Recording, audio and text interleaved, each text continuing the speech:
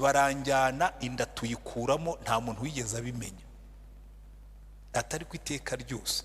Abana banjye barakuze, mfite n'abuzukuru, ariko gutekereza yuko nakuyemo inda numva ntazajya mu ijuru.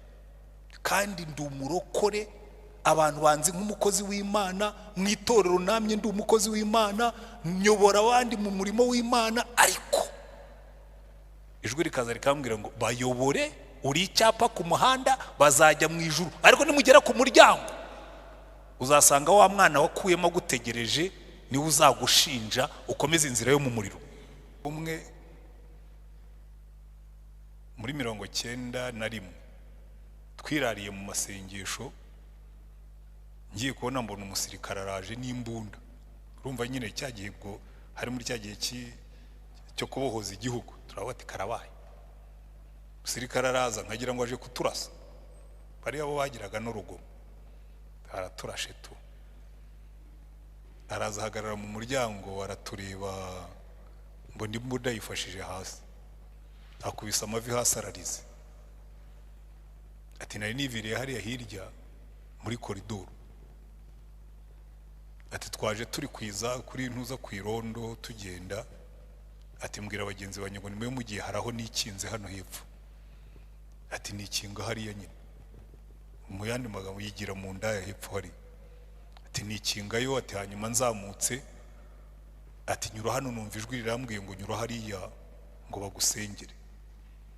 Ati nza nshakisha ahantu abantu barimo gusenga, ati numva amajwi aravuga, ati none ndagira ngo munsengere. Ati nahoze ndi umurokore, ati naraguye kubita amavi hasi turamusengera.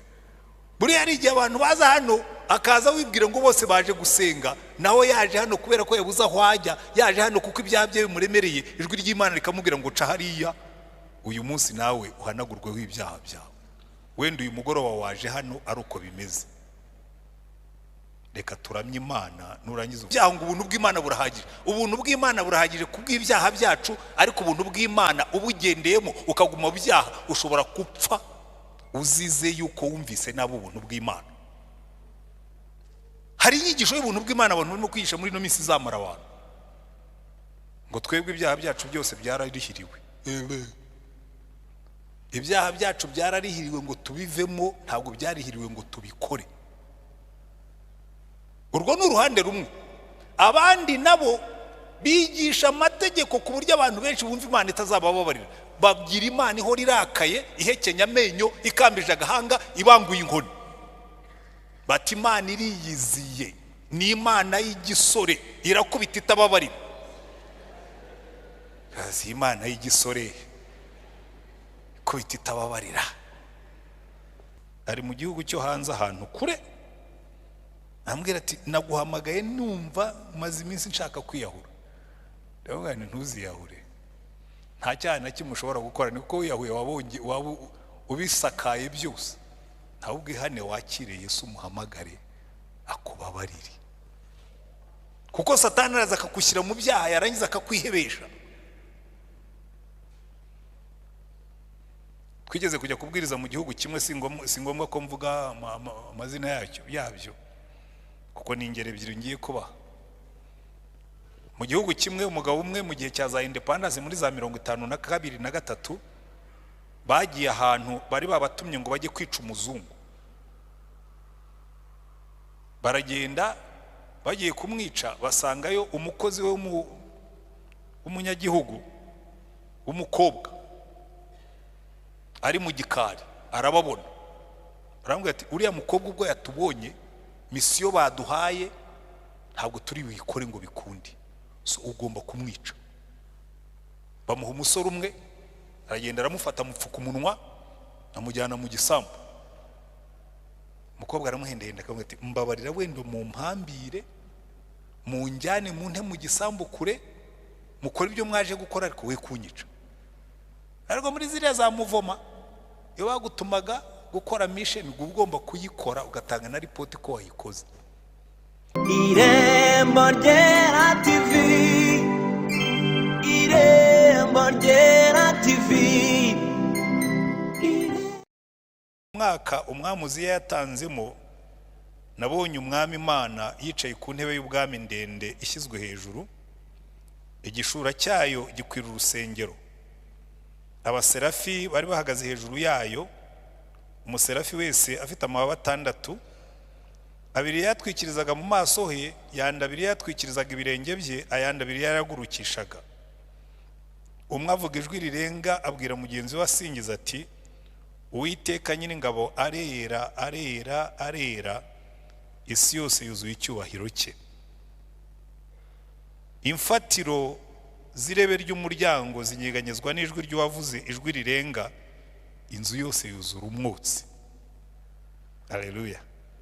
Maze ndavuga nti ni ishyano, ndapfuye we, kuko ndi umunyaminwa yanduye, kandi ntuye hagati y'ubwoko bufite iminwa yanduye, kandi amaso yanjye abonye umwami Uwiteka nyir'ingabo. Maze umwe mu baserafi araguruka aza aho ndi afite ikara mu ntoki ryaka kuje urugarama ku gicaniro, arinkoza ku munwa arambwira ati, dore iri gukoze ku munwa, gukiranirwa kwawe kukuweho, ibyaha byawe biratwikiriwe. Numva ijwi ry'umwami Imana riti, ndatuma nde, ninde watugendera? Maze ndavuga nti ni jye bari jye utuma. Amen. Naho ngarukiriza imbaraga zo kuramya. Amen. Ikintu gitangaje muri iyi nkuru, iyo usomye igitabo cya Yesaya kuva ku gice cya mbere, yarafashe ijambo ry'Imana yararyerekeje mu bantu, nkuko nafatiye Bibiliya nkayiberekezamo, kavuga ngo bazabona ishyano ababyukira kunywa ibisindisha, bazabona ishyano abirundanyaho amasambu abandi bakabura aho batura, bazabona ishyano abafata ikibi bakacyita cyiza, bazabona ishyano. Noneho Imana igomba kuba yarigeze iravuga ati, uriya mugabo azahora abwira abandi ngo bazabona ishyano, azabyigaruraho ryari ngo avuge ngo nanjye mbonye ishyano. Noneho ngo umunsi umwe mu mwaka umwami Uziya yapfuyemo, ntabwo nzi impamvu uwo mwaka aribwo Yesaya yabonye Imana, ariko aribwo njya mbitekereza, kuko Uziya nubwo yakoze ikosa rimwe rikamukoraho, burya hari amakosa ukora akagukoraho rimwe gusa rikagukoraho. Umuntu akora ibyaha akaba ari umujura, ariko akagira umunsi umwe ukamukoraho. Umuntu akaba ari umusambanyi wabigize akamenyero. Njya mbyigisha abapastori nkababwira ni cyane cyane iyo uri umupastori cyangwa uri umuvugabutumwa, ujye witonda, nubona Satani yarakubembereje ugasambana ntibigi icyo bigutwara, ujye umenya ngo aguteza umunsi azagukubita hasi isi yose ikabimenya, kuko Imana ntijya indegurizwa izuba. N'Imana iravuga muri Zaburi ya 50 ikavuga ngo ibyo urabikora nka kwihorera, ukibwira yuko muhanye nawe, ngo ariko umunsi nzabigaragaza, umunsi umwe nzabigaragaza. Yambwira abapastori, ni umupastori usambana, hari ibihano 3 Satani ajya amutoranirizamo kimwe, kandi byose birababaza. Icya mbere akora agukoza isoni, akakuziringa abantu bose babireba, bakagufata ku mugaragaro, bakagushyira ahagaragara, bati ya twamufashe mu gitanda cy'undi. Noneho haje na za kamera na za YouTube, ubwo nyine isi yose ikakota. Cyangwa akakwihorera ukarwara sida, kandi bijya bibaho. Cyangwa akakwihorera ugatera inda ukabihakana, hajya kuvuka umwana akaza ari fotokopi certifié conforme à l'original, yajya agenda bakavuga ati uyu mwana ni wakana, ati niwe waje. Umunsi umwe gusa. Mujye mwitonda. Yesaya rero yagareba abandi akabara muzabona igihe buke, Imana iravuga ati uyu mugabo nawe nkwiye kumukosora, irimanukira. Umwaka umwami Uziya yatanzemo, bivuga ngo ibyo yajyaga arangariramo, Uziya yari umwami mwiza, akora icyaha kimwe kimukoraho rwose, Imana yari yaramuhaye umugisha, ibintu byose bigenda neza. Umunsi umwe aravuga ati ariko kuki hagira ikintu gisigara mu bwami bwanjye cyo ntagitegeka? Aza ku gicaniro, araza abwira abatambyi ati mwigireyo, uyu munsi njye uri buzunguze icyotero, hatamba ibitambo ku gicaniro cy'Uwiteka. baravuga ati nyagasani igirayo iki cyo gishobora kuguhitana. Ati muve mu nzira mwe muzi urimo kubabwira. Ngo agitangira kuvuga abashesha ibibembe umubiri wose, ngo aribwiriza ava ku gicaniro, ngo aragenda arinda apfa kibembye. Icyaha kimwe gusa, umwami wari warahawe umugisha. Rero ngo umwaka yatanzemo, ngo Yesaya yabonye Imana. Hari igihe turangazwa n'ibintu bitandukanye, hari igihe turangazwa n'abantu batandukanye, hakabaho umunsi Imana ivanaho icyo cyangwa uwo wari urangariyeho, akababwira ngo ubu ni jye nawe twe dusigaye.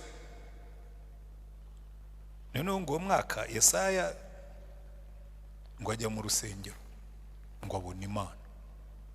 Kandi ntabwo Imana yari yaje mu buryo busanzwe, yari yaje mu cyubahiro cyayo cyuzuye n'abaserafi bayiherekeje. Murabizi burya hari igihe perezida ajya agenda akanyuraho agenda ntimunamenye ko yahanyuze, ariko akabona umunsi acaho mu cyubahiro cye cyuzuye, hariho n'ibimoto, hakagiraho na za zindi zimukurikiye. Mbese wari wabona iyo anyuzeho mu cyubahiro cye cyuzuye, urabimenya ko yahanyuze. Haleluya. Ariko hari igihe ajya anyura hano ntimubimenye ko yahanyuze, kuko yahanyuze yigenderaho adafite gahunda.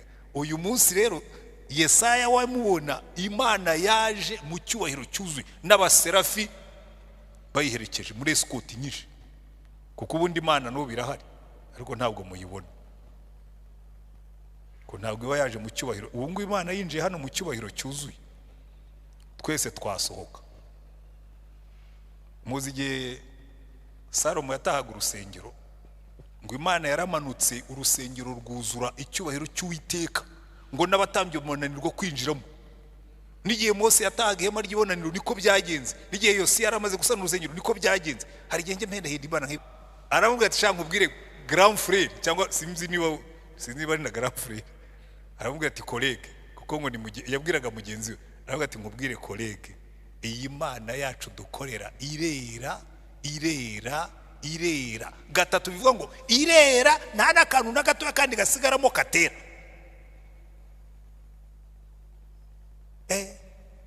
Noneho ngo yarabivuze urusengero ruranyeganyega. Haleluya. Ngo inzu yuzura umwotsi. Burya rero umwotsi isembore y'icyubahiro cy'Uwiteka. Inzu yuzura umwotsi, havuga ngo hari fire. Kandi muzitegereza Imana yacu kenshi bayigereranya n'umuriro. Imana itungutse ibintu birasusuruka. Amen. Ngo babona inzu yuzuye umwotsi. Noneho Yesaya ngo yikubita hasi, mwumva ikintu cyavuyemo. Number 1, umuhanuzi yemejwe ibyaha bye. Byahereye kugira umunsi byawe, ariko ubwo byahereye kuri pastor, ubwo bigomba kuba byatangiye. Byahereye ku muhanuzi. Ngo Yesaya yikubita hasi, ngo aravuga ngo mbonye ishyano, ni ishyano ndapfuye we. Number 1, yibona uko ari. Nimubona dukoze worship, abantu bakajya muri worship ntibibona uko bari, kuko iyo urebye Imana ni nk'indorerwamo, uyikubita amaso, icyubahiro cy'Uwiteka cyaguhagarara imbere, ukibona wambaye ubusa. Yesaya w'umuhanuzi wahoraga abwira abandi ngo muzabona ishyano, arahindukira ngo yikubita hasi, aravuga ngo mbonye ishyano. Anasobanura impamvu abonye ishyano, aravuga ngo ndi umunyaminwa yanduye, kandi ntuye hagati y'abanyaminwa yanduye. Haleluya. Kuko ubundi ikintu cya mbere cyagombye kutubaho tubonye Imana ni ukwibona mu byaha byacu, bikanadutera n'umwete wo kubivamo. Yesaya yikubise hasi aravuga ati ndi umunyaminwa yanduye, kandi ntuye hagati y'abanyaminwa yanduye. A clear vision of yourself. Kuko burya inzira ya mbere yo kugira ngo uhinduke ni ukubanza ukibona uko Imana ikubona. Ubundi worship ikintu cya mbere yagombye kutumarira, kuramya Imana ntabwo ari ugukora agasaku, kuramya Imana ntabwo ari ukwigaragaza, kuramya Imana ntabwo ari ukwiyatsa. Kuramya Imana no kwereka abantu Imana bakayibona uko iri, bikabatera guca bugufi bakihana.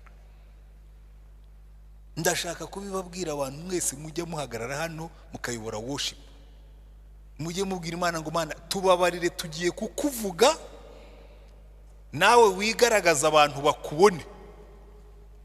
Haleluya. Utugirire neza, utubabarire, ukore nk'uko wabikoze wa munsi uriya mu marayika yakuvuze, umuhanuzi akakubona.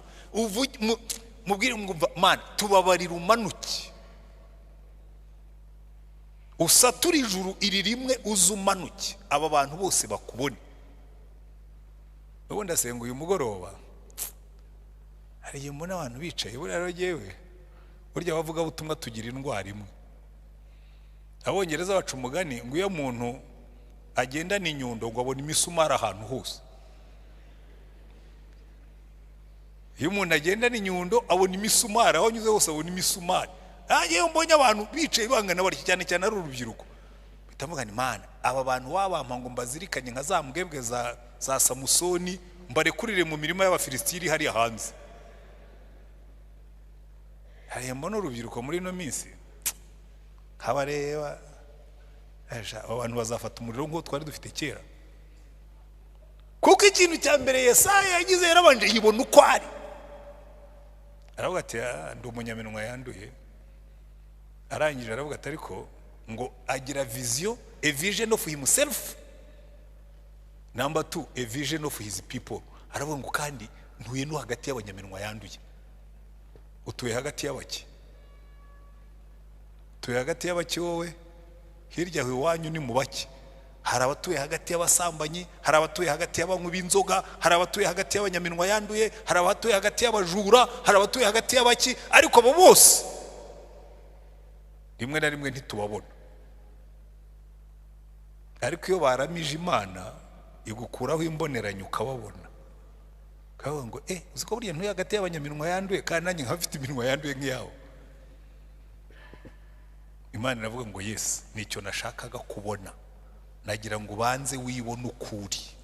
Worship ubundi tuvanaho ibyacu byose, hagasigara Imana yonyine. Haleluya. Murebe ukuntu byagendekeye Yesaya. Iyo umaze kwibona ukuri, Imana igukoramo umurimo. Yabwiye marayika ngo marayika ngo icyari cyanzanye turakirangije, fata ikara aho ngaho ku gicaniro ugenda urikoze ku munwa wa kariya kagabo, ukabwire ngo ibicumuro byawe bigukuweho, gukiranirwa kwawe kukuvanyweho, purification, sanctification, ndakwejeje. Haleluya. Wenda wicayemo kuri uno mugoroba nawe uri umunyaminwa yanduye, cyangwa wicayemo kuri uno mugoroba uri umunyamutima wanduye, cyangwa wicayemo uno mugoroba uri umunyabiganza byanduye. Hanyuma nibaririmba ukabona Imana, amaraso ya Yesu atwezaho ibyaha byose. Haleluya. Imana ihora yiteguye kutubabarira. Yohana yabyanditse neza mu rwandiko rwe, baravuga ngo ihora ngo niyikiranukira kutubabarira iyo tuyaturiye ibyaha byacu byose. Yesaya yatuye ibyaha bye, aravuga ngo Mana ndi umunyaminwa yanduye, ndetse ntuye no hagati y'abanyaminwa yanduye. Hanyuma Imana iravuga ngo yes, nicyo nashakaga. That's the essence of worship. Nukwereka abantu Imana, babona Imana bakabona ko ari abanyaminwa yanduye, babona Imana bakabona ko ari abanyabiganza byanduye, babona Imana bakabona ko ari abanyabitekerezo byanduye, babona Imana bakabona ko ari abanyamitima yanduye, babona Imana bakabona ko ari abanyabikorwa byanduye. Noneho bakavuga ngo mbonye ishyano, mbonye Imana kandi ndi umunyabyaha. Imana ikakubwira ngo ibyaha byawe urabibabariwe. Ubwo wemeye kubyatura urabibabariwe kandi bishyize kure yawe. Hari ikintu gikomeye cyane nshaka kugira ngo musobanukire. Abantu benshi sigaye mbona muri no minsi kubera imyigishirize mibi, abantu benshi ntabwo baramenya imbabazi z'Imana, ubuntu bw'Imana. Bamwe babwigisha nabi, bukajyana mu bantu muri freedom y'ibyaha. Ngo ibyaha byawe byose byararihiriwe, ngo ushatse wajya ubikora, ngo ko byose Yesu yarabirihiriye. Ntabwo babo we, iyo ni heresi. Iryo ni ishyano rirenze kubwira abantu ngo mwikorere ibyaha kuko ibyaha byararihiriwe, ko nukwica abantu. nigeze kubibwira umwana umwe abimbwiye ngo ibyaha byanjye byararihiriwe ngo ubu nta n'isoni nkigira iyo mbikoze.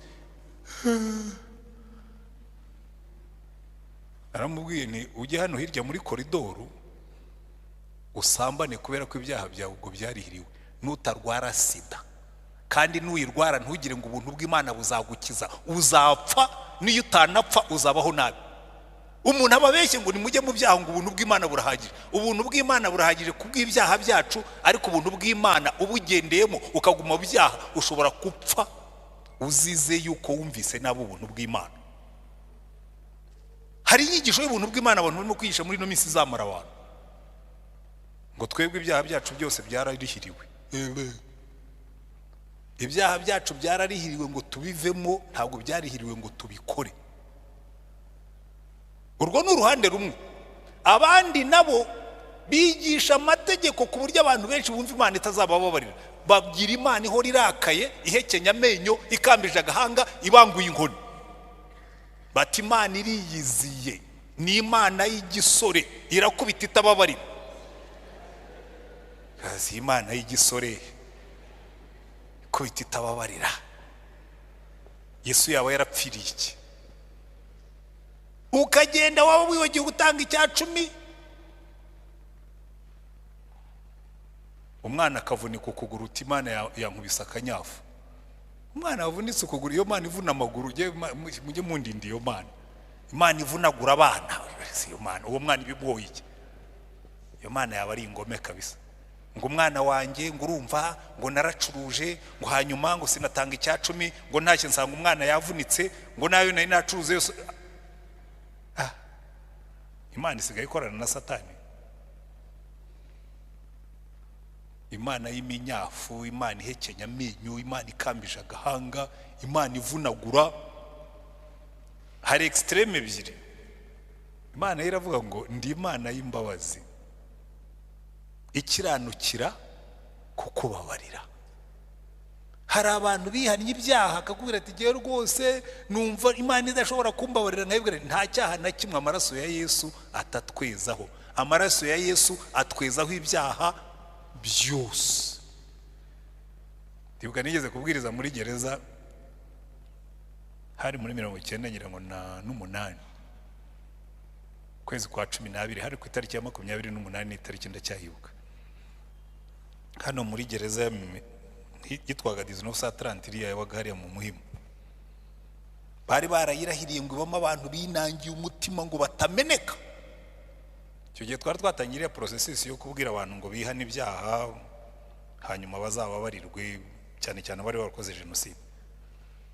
Umugabo umwe yari yicaye imbere uko ndimo kubwiriza ku maraso ya Yesu, mbona arimo arinyagambura ameze nk'uribwa n'intozi. Ageze aho ngaho biranga, arambwira ati hagarara, ndashaka kukubaza ikibazo. Amaraso ya Yesu yezaho ibyaha byose? Ni byose. Atoya, nakubajije ngo ni byose? Navuga ni Bibiliya iravuga ngo ni byose. Ati mpereza iyo mikrofone. Agira ngo agiye kubwiriza, ati ndagira ngo nihane. Aravuga, yamaze nk'isaha yose aravuga, ariko ubu ndimo ndavuga buhoro, none stop nyina agenda tondeka avuga avuga arangije ngo numva nduhutse wenda bandase. Hakurikiraho undi. Burya iyo abantu bamaze gusobanukirwa ko amaraso ya Yesu yezaho ibyaha byose bararuhuka. Nta cyaha na kimwe amaraso ya Yesu ateza. Haleluya. Kandi Imana ikabyiyatura ikavuga ngo uko iburasirazuba hitaruye iburengero bwaryo, ngo niko nzashyira kure yanyu ibicumuro byanyu byose. Haleluya. Ibyo twakiraniwe byose ihora yiteguye kubifata ikabijugunya kure yacu ikaturuhura. Ariko abantu benshi, nahoze nganira n'umuntu ari mu gihugu cyo hanze ahantu kure, ambwira ati naguhamagaye numva maze iminsi nshaka kwiyahura. Ndavuga nti ntuziyahure, nta cyaha na kimwe ushobora gukora, niko wiyahuye waba ubisakaye byose. Ahubwo ihane wakire Yesu, umuhamagare akubabarire, kuko Satani araza akagushyira mu byaha yarangiza akakwihebesha. Twigeze kujya kubwiriza mu gihugu kimwe, si ngombwa ko mvuga amazina yabyo. kuko ni ingero ebyiri ngiye kubaha. Mu gihugu kimwe umugabo umwe mu gihe cya za independence muri za 52 na 53 bagiye ahantu bari babatumye ngo bajye kwica umuzungu. Baragenda bagiye kumwica basangayo umukozi we w'umunyagihugu w'umukobwa ari mu gikari arababona. Barambwira ati uriya mukobwa ubwo yatubonye misiyo baduhaye ntabwo turi bikore ngo bikundi, so ugomba kumwica. Bamuha umusore umwe aragenda aramufata mupfuka umunwa amujyana mu gisambu. Umukobwa aramuhendahenda akamubwira ati mbabarira wenda mu mpambire mu njyane mu nte mu gisambu kure mukora ibyo mwaje gukora ariko we kunyica. Ariko muri ziriya za muvoma iyo bagutumaga gukora mission ugomba kuyikora ugatanga na report ko wayikoze. Niwe wabimbwiraga. Yanga kumva iryo jwi aramwica. Urumva ibyo byabaye muri 50 na icyo giterane cyari cyabaye muri 97. Arambwira ati narakijijwe narasengewe nakorewe deliverance ariko iryo jwi ryanze guceceka. Ati ndaryama nasinzira nkumva mbwira ngo uranyicira iki wambabari. Imana ishobora kumbabarira. Fata Bibiliya yanjye amagambo yose avuga imbaraga z'amaraso ya Yesu ndayamusomera. Nanjye ndamubwira nti Imana yo yarakubabariye ahubwo niwe wananiwe kwibabarira. Ibabarire urebe ko Imana ikubabarira. Aricara ndamubwira nti atura icyaha cyawe nongere ngusengere. Arambwira ati ariko ndumva byumvise kandi ndumva nduhutse. Amaraso ya Yesu atwezaho ibyaha byose. Haleluya. Undi munsi twari turimo kubwiriza iriya muri Ghana. Umukecuru ntabwo ari umukore ntabwo ari umukobwa, umukecuru w'imyaka nka 60 na cyo gihe nari ngiri n'umusore afite imyaka 39. Cyo gihe tujya muri icyo giterane yarandutaga, yari umukecuru mukuru muri Ghana Accra. Araza arambwira ati umva numvise uri yari nkunda kwigisha ku musaraba n'amaraso ya Yesu. Araza arambwira ati numvise wigisha amaraso ya Yesu numva something happened in me, hari ikintu cyambayemo. Ati ngiye kukwaturira ikintu ntigeze mbwira umuntu wari we wese. Ubu ndi umubyeyi ufite abuzukuru ariko mfite imyaka 19 nasambanye n'umuhungu. Ati kubera ko papa yari umupastori ati abantu barambwira ngo so araseba. Tibaranjyana inda tuyikuramo nta muntu wigeze abimenya. Atari ku iteka ryose abana banjye barakuze mfite n'abuzukuru ariko gutekereza yuko nakuyemo inda numva ntazajya mu ijuru. Kandi ndi umurokore abantu banzi nk'umukozi w'Imana mu itorero, namye ndi umukozi w'Imana nyobora abandi mu murimo w'Imana, ariko ijwi rikaza rikambwira ngo bayobore uri icyapa ku muhanda bazajya mu ijuru, ariko nimugera ku muryango uzasanga wa mwana wakuyemo gutegereje niwe uzagushinja ukomeza inzira yo mu muriro. Ndababwira nti iryo jwi ntabwo ari irya Yesu. Umurezi wa bene data ni Satani. Imana yacu ni Imana ibabarira kandi amaraso ya Yesu atwezaho ibyaha byose. Ndamusengera. Burya rero ikikwereka ko umuntu Imana yavuganye nawe ujya kurangiza kumusengera akubwira ati ndumva byatunganye, ndumva mbyumvise. Hari ukuntu usenga ukabwira umwuka wera utumva umwuka wera sobanurira uyu muntu abyumve yuko amaraso ya Yesu atwezaho ibyaha byose. Yesaya yikubise hasi aravuga ati ndapfuye ndi umunyaminwa yanduye. Imana iravuga ngo nicyo nashakaga ubwo umenye kuri umunyaminwa yanduye ukaba ubyatuye gukiranirwa kwawe kugukuweho. Haleluya. Wenda nawe wicaye hano no mugoroba uzi yuko hari igihe dukora nk'igitaramo nk'iki ngiki umuntu akiyizira hano kuko yihebye akaza yabuza aho ajya, si rimwe si kabiri si gatatu si kane. Nabonye abantu baza mu gitaramo nk'iki ukibwira ngo bose bari bahari bari abarokore kandi harimo abanyabyaha baje gusa bahunga ubwihebe bari bafite babuze aho bajya. Ngiye maze imyaka 32 hano mu Giporoso, naje muri 90 mva mu Gaturika ninjiriye hano, ngira ngo niyo mpamvu byaje kuba mbaye pastori barahangaru. Ninjiriye mu Giporoso hano, ahantu narahasengeye, twasengeye amasengesho tukiri abasore, ko naje mfite imyaka 32. Noneho ndibuka twajyaga dukora amasengesho tukiri muri rusengero rwo haruguru, kari agasengero gatoya, buriya gatoya rwose ka petit. Noneho umugoroba umwe muri 91 twirariye mu masengesho, ngiye kubona mbona umusirikare araje n'imbunda. Urumva nyine cyagiye bwo hari muri cyagiye cyo kubohoza igihugu, turabati karabaye. Umusirikare araza nkagira ngo aje kuturasa, bari abo bagiraga n'urugo, araturashe tu. Araza hagarara mu muryango, aratureba, mbona imbunda yifashije hasi, akubise amavi hasi ararize. Ati nari niviriye hariya hirya muri koridoro, ati twaje turi kwiza kuri ntuza ku irondo tugenda, ati mbwira abagenzi banjye ngo nimwe mugiye haraho nikinze hano hepfo. Ati nikinga hariya nyine, mu yandi magambo yigira mu ndaya hepfo hari.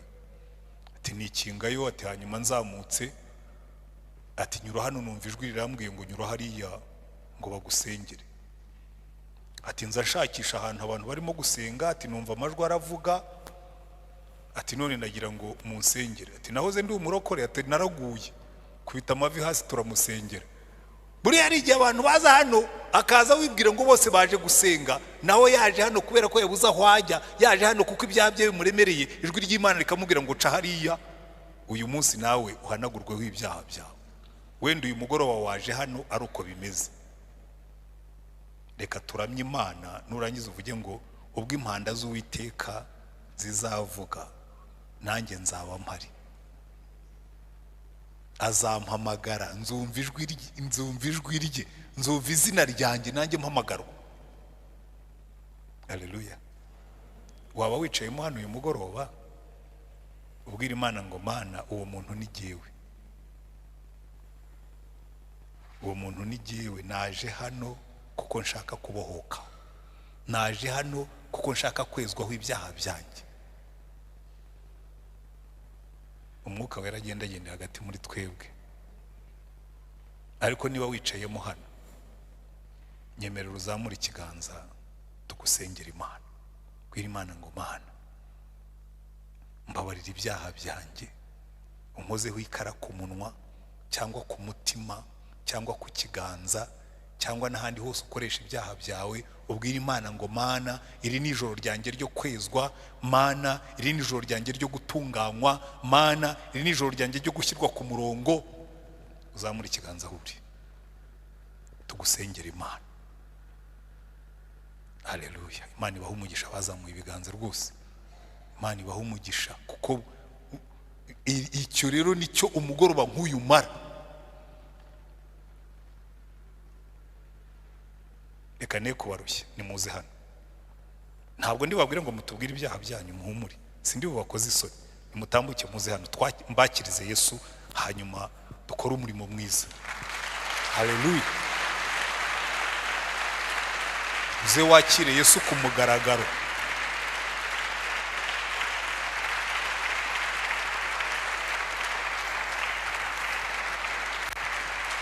Oya, nimukomeze muhagarare.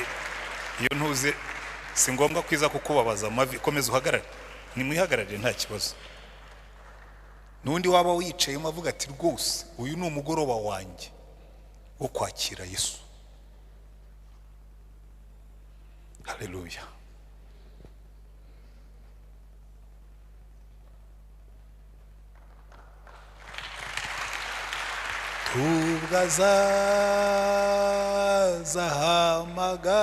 Tugazahamagara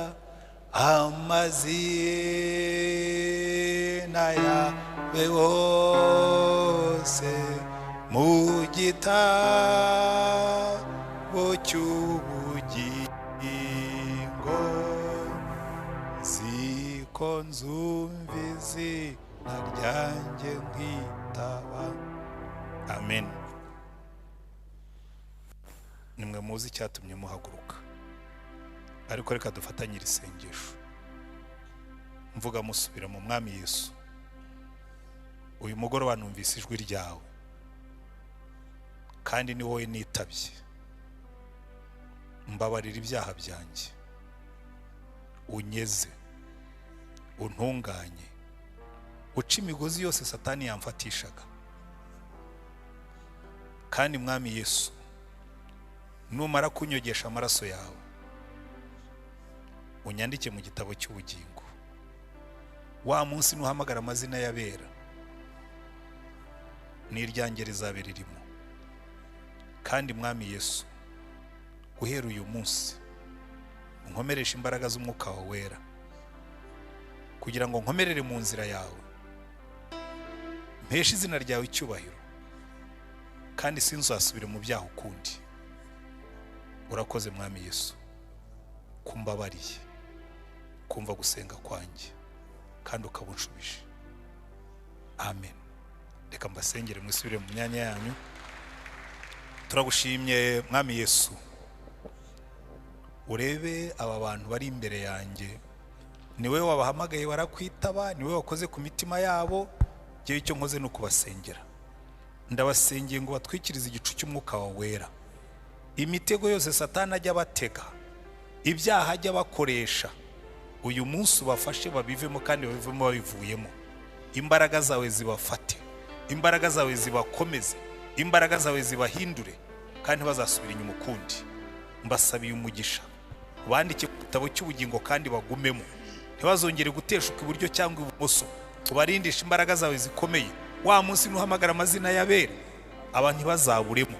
Mbasabiye uwo mugisha, kandi ubaho umugisha aho bagenda hose. Ibibarushya byose, ibibananiza byose, ibibakomereye byose, ubibakuremo ubaho umugisha, mu izina rya mwami wacu Yesu Kristo. Amen. Ushobora kwisubirira mu myanya yanyu. Haleluya. Hanyuma namwe muhaguruke. Yesaya, mwe mworoheje. Yesaya amaze gukozwaho ikara ku munwa, Imana imaze kudekarara ko imubabarira ibyaha bye, ihita ivuza impanda iravuga ngo ndatuma nde, ninde watugendera. Haleluya. Iyi Imana imaze kukweza ikosa rikomeye abarokore dufite. Ubundi iyo umaze kwezwa, umaze gutunganywa, uhita winjira mu bakozi b'Imana. Imana ikavuga ijwi rirenga iravuga ngo ndatuma nde. Yesaya aravuga ngo ndi hano, send me, ntuma. Ntuma mwami, ntuma. Ntuma mwami, ntuma, ntuma ndagenda, ntuma. Ntuma mwami, ntuma. Ntuma mwami, ntuma. Ntuma mwami, ntuma, ntuma ndagenda, ntuma. Kera tukiri abazore twajyaga turirimba indirimbo tukishyiramo imbaraga, ukabwira Imana ngo ntuma, kandi ukabivuga ubikuye ku mutima, kandi koko warangiza ukabona twahagurutse. Hari abantu dushaje nyine ariko twarigeze gusakuza, twajyaga turirimba tugasenga, twarangiza kabisa agahuru ka Satani kagashya nk'uko twavugaga. None musigaye muza hano mukaririmba mukiterera hejuru, nkategereza ko agahuru ka Satani kagazashya, habona ahubwo akarushaho gutoha. Sinzi aho umuriro wagiye. Mugomba kuba musigaye mucana amashara, ariko ndashaka kubashyidika. Niba muje mukaririmba hano ukaramya Imana, Satani ajya abimenya musohotse, avuga ngo abantu ubwo bavuye kota umuriro w'Imana karabaye. Jewe ntahakare kenshi iyo twaraye mu masengesho, n'ubu ndaza kugenda niriwe nigisha. Ubu nyine nuko umuntu aba yaravete nyine yaramenyereye n'amaguru akabyemera, niriwe nigisha kuva mu gitondo kugeza saa 10. Ariko ndatekereza nawe ko nimbanza kujya kuryama aya masengesho sindi buyajyemo tu, ndikubita hasi nsinzire nk'abasaza. Murabizi nyine Imana twebwe yaduhaye imisiyo yo kurota, kandi ntushobora kurota utaryamye. sikoze Bibiliya ivuga ngo abasaza bazarota abasore bazerekwa. Rero buriya kugira ngo urote ugomba kuba waryamye. Navuze ntoya uyu munsi ntabwo ndi bwerekwe ndyamye, sindi burote, reka njye gufatanya n'abasore kwerekwa. Ariko buriya nibigeza nko mu masaa 9 iyo ushaje uba ushaje tu. Kera nashoboraga kuza nkirirwa mu masengesho, nkakubita amasengesho ya nijoro, byageza mu gitondo nkiyuhagira mu maso, nkirirwa ndi fresh, singire n'icyo numva, kandi nta n'ikawa twabaga twanyoye. Nabonye hari yabaye cyangwa yashize, ndumva itagihumura.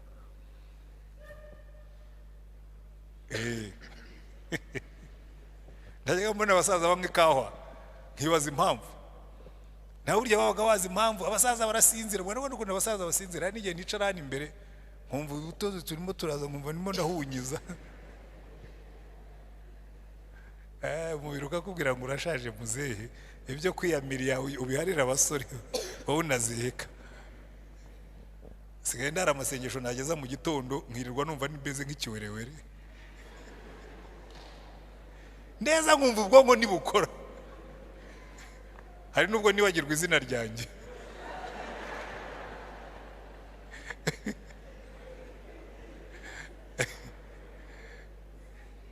Yego ndaza kugenda, ariko ndagira ngo twicare noneho tujye ku gicaniro cy'Uwiteka.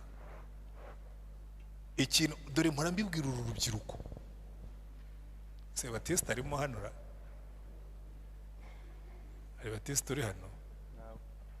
Ashobora ko hari ibintu yahoze arimo gukora kare, nahoze nigeze kumubwira muzi ko ajya yorganiza celebration Sunday. Nkumubwira ko iyi celebration Sunday ndashaka ko muzayihindura nkabona irimo gucana umuriro mu rubyiruko, kuko celebration Sunday ikunze kuba mu iteraniro rya gatatu, ariko ndashaka urubyiruko muri iyi minsi muve mu bintu byo kota umuriro, sibyo? Muve mu bintu byo kota umuriro, ahubwo mubu umuriro. Amen. Mugende ni mugera hanze Satani abimenye ko mwavuye imbere y'Imana. Yesaya yagiye imbere y'Imana bamukojejeho ikara rya kumuriro. Imana iravuga ngo sasa ubwo umuriro ugukozeho ndatuma ndi ati ntuma tu. Kandi muzarebe kuvaho Yesaya ikara ryamukoreye ku munwa yatangiye kuvuga inkuru za Yesu. Ubundi yirirwaga abwira abantu ngo muzabona ishyano, ngo muzabona ishyano, ariko kuva ikara rimukoze ku munwa, kuva yose umuriro w'Imana, igice cya 7 yatangiye kuvuga ngo umwara azasama inda. Atangira kuvuga inkuru za Yesu. Iyo wicaye ku gicaniro cy'Imana long enough, uhaguruka kuvuga Yesu with conviction. Ukavuga Yesu abantu bakumva waramwicaye iruhande. Umuntu umwe tugeze kuganira namwe atari pastor, uvuga Yesu umuntu ngavuga njya mwicara iruhande. Kandi iyo wicaye iruhande rw'umuntu umeze nka Yesu, wari wicara iruhande rw'umuriro, umuntu wose umuriro wowe utawose, iyo muhuye wumva humura umuriro. Kuba tuyu muntu ugomba kuba avuye ko arahumura umuriro. Iyo uramukije umudamu witeye amaparufe menshi, ugenda uyahumura. Iyo wicaranye na Yesu utwara impumuro ya Yesu. Ntimuzambwire ngo mwakoze worship ngo nimurangiye mugenda nta mpumuro ya Yesu mufite. Siko Bibiliya ivuga se?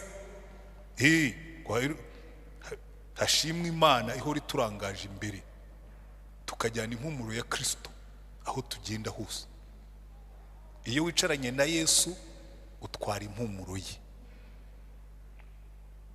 Ariko ndabona birimo kuza, ariko kubona mu mugoroba hari abantu bangana batya menya something is happening, ariko ntibaraba benshi nkuko giye mbishaka. Kuko umuzamutse nkuko pastor yahoze abivuga, mukazamuka hariya mu gisementi, jewe niho ntuye. Hari igihe mpanyura, uziko hari igihe njya ntekereza kuzagura megafone. Murazizi megafone za zindi bantuza bavugiramo abahwituze. Njya ntekereza kuzagura megafone rimwe nkajya ngira gutya, après tout abantu baranzi bavuga ati muzehe yarasaza, asigaye afata megafone akaza akabwiriza muri soirée. Ari gende urubyiruko ruba ruri ngavuga ariko Mana wanshingiye ibyuma hano. wanshingiye ibyuma nkabwiriza uru rubyiruko, ariko turicaye mu rusengero, turirimbira mu rusengero, duhimbariza mu rusengero, tusengera mu rusengero, ibintu byose ni mu rusengero, amaturo yo mu rusengero, ni worship yo mu rusengero, ni indirimbo zo mu rusengero, ni amasengesho yo mu rusengero. Abantu bararimbukira hanze, bararimbukira mu tubari, bararimbukira mu tubyiniro, bararimbukira mu mihanda. Mwanyemerera mugashaka abo mungana. Imana yavuga ngo ndatuma nde, ukayibwira ngo dutume kuri ruriya rubyiruko turarusarura tu. Haleluya. Abo mungana barimo bararimbuka, nabo tungana barimo bararimbuka, nta n'utarimbuka bararimbuka. Jewe hari igihe njya nicara nkarira Imana barimo bararimbuka, we bararimbuka, twicaye mu rusengero. Nimungirire neza, muri iyi myaka muzumva mbisubiramo, kandi uko genda nsaza, kuko genda hafi kujya gutanga raporo, tugomba kongeramo imbaraga. Hirya kwa Satani tukamarayo abantu, hirya kwa Yesu tukabuzuzayo. Najyaga nk'umuntu vuga ubutumwa yitwaga Bonke, yaravuga ngo I'm emptying hell and filling heaven. Ngo ndimo ndavidura umuriro utazima nuzuza ijuru. Muze tujye kuvidura umuriro utazima, dushinga ibyapa mu muhanda, tubwire abantu ngo iyi nzira ntigendwa, iyi nzira ibajyana mu kurimbuka, iyi nzira ibajyana mu rupfu, nimuhindukire dore Yesu soko y'ubugingo. Yesaya ikara rimaze kumukora mu kumunwa, yumva Imana ivuga ngo ndatuma nde, ati Mana ubwo umaze kunyeza send me. Muriteguye? Imana ibatume rubyiruko. Umva,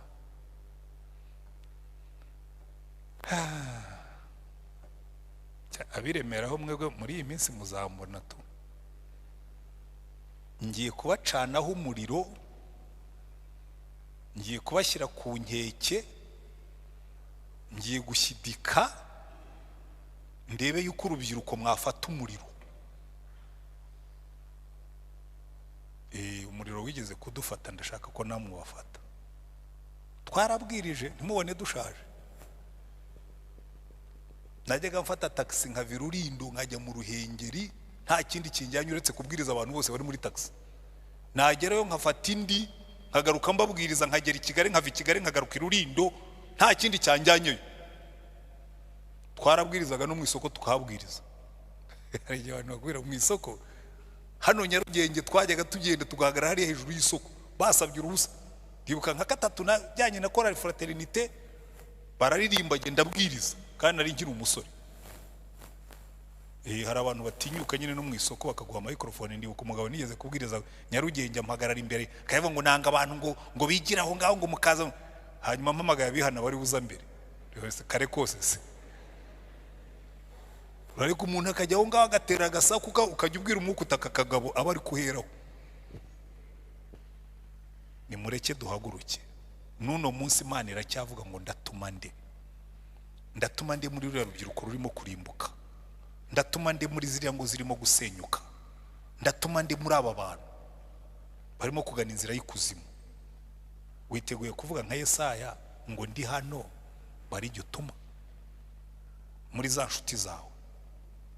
Kora liste y'inshuti zawe uzi zirimo kurimbuka, uvuge ngo Mana ntuma kuri bariya bo mbisangaho, bariya bo turaganira, bariya ni inshuti zanjye, bariya bo turavukana, bariya bo tuririranwa, bariya bo turakorana. Ntuma Mwami, ntuma ndagenda. Dusenga Imana. Ariko mu gusenga Imana, reka buri muntu wese yisengere. Mbahaye umunota umwe, tekereza abantu babiri cyangwa batatu ugiye kugira umunyago wawe, uvuge ngo mva Mana abangaba nzajya mbakwereka uko nsenze kandi nzajya kubashaka. Biroroshye cyane. Uyu mwaka tuzaborohereza, tworoganiza ibiterane. Icyatumye nzu uyu mugoroba navuga ni iki giterane gitangiye neza. Shalom rwose ibyo muzasaba nimukora igiterane nk'iki mukambwira n'umuti noneho pastor tugiye kumobiriza no hejuru hariya turahuzuza igihe cyose nzaho nkiri pastori hano icyo muzasaba nzakibaha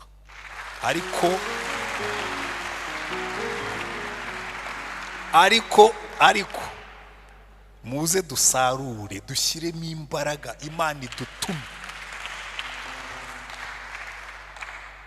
umunsi umwe muri uyu mwaka ndashaka ko tuzimvedinga iyi koridoro tukashinga ibyuma tukazamura amajwi tukamara nk'icyumweru tuhabwiriza tukareba umusaruro tuzakuramo tukahabwiriza tugatumira n'abavuga butumwa tugahagarara hariya uruhusa tuzarusaba ariko muze iyi kori aha hantu hose hamenye yuko Yesu akiza. Haleluya. Najyaga ntinya kure ivuga butumwa bwo navuga nise nitubwiriza ubutumwa abantu bagakizwa tuzabashyirayo noneho dufite urusengero rushobora kubakomoda tugiye kubwiriza tugiye kwatsa umuriro tugiye gucana igicaniro tubwirize ku manywa tubwirize n'ijoro hanyuma Imana mu ijuru ivuze impundu. Haleluya. Nyangunda hano muri Zefaniya bavuga ngo Imana izabishimira ngo kubita akavugirizo nayo iririmbe. Uzi kumva Imana irimo kuririmba mu ijuru kavuga ngo yes hari ahantu barimo barankorera umurimo neza. I'm so happy. Muzabona imigisha Imana izaduha kubwo gukora ibyo yishimira. Amen. Abantu bawe babatekereje haguruka noneho muhaguruke dusenge Imana.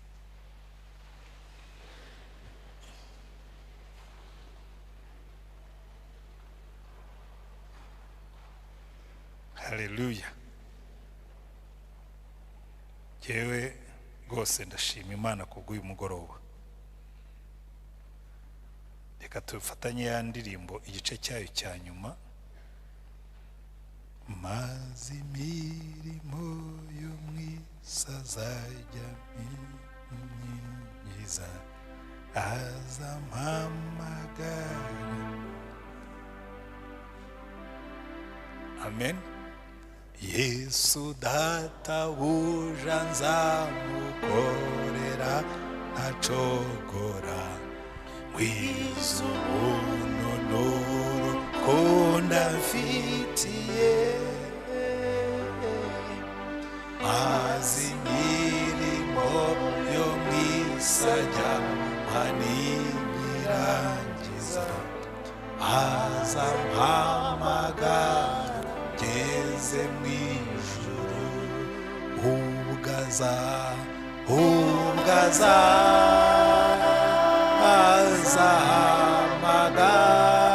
azahamagara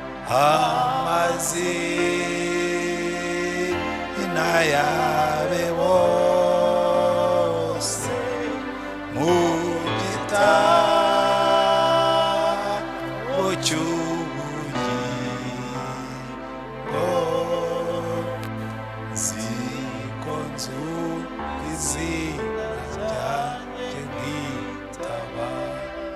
Amen. Ngiye kubasaba dufatanye irisengesho nsenga musubiramo. Haleluya. Ribisengesho ryacu twese. Mwami Yesu, uyu mugoroba twumvise ijambo ryawe, twumvise ijwi ryawe rihamagara rivuga ngo ndatuma nde ninde uri butugendere. None Mwami Yesu, uyu munsi nkwijeje yuko nuntuma nzagenda. Aba bantu b'inshuti zanjye abo nashyize imbere yawe umfashe kubageraho, umfashe kubakuzanira. Hazaba umunsi nzashima izina ryawe mbabonye mu gitabo cy'ubugingo. Umfashe Mwami Yesu, uyu mugoroba turasenze utwambike imbaraga z'umwuka, kuko niwe watubwiye ngo tuzahabwa imbaraga umwuka wera natuzaho. None Mwami Yesu, uyu mugoroba usuka umwuka wawe wera utwuzuze twese uko tungana, kugira ngo nidusohoka aha hantu bimere nka wa munsi wa Pentekote, imbaraga zigendane natwe, aho tunyuze hose tubona abantu bahinduka, tubwirize ubutumwa abantu bakizwe, nituririmba abantu batsindwe, umurimo wawe waguke, ubwami bwawe buze, ubwoko bwawe buhabwe umugisha. Urakoze mwami Yesu, kugiye gukorana nanjye, ukihesha icyubahiro, ukankoresha, nkashyira izina ryawe hejuru, abantu bakakubona. Uhabwe icyubahiro, natwe duhe umugisha, mu izina ryawe mwami wacu Yesu Kristo, amen. IREMBO RYERA TV.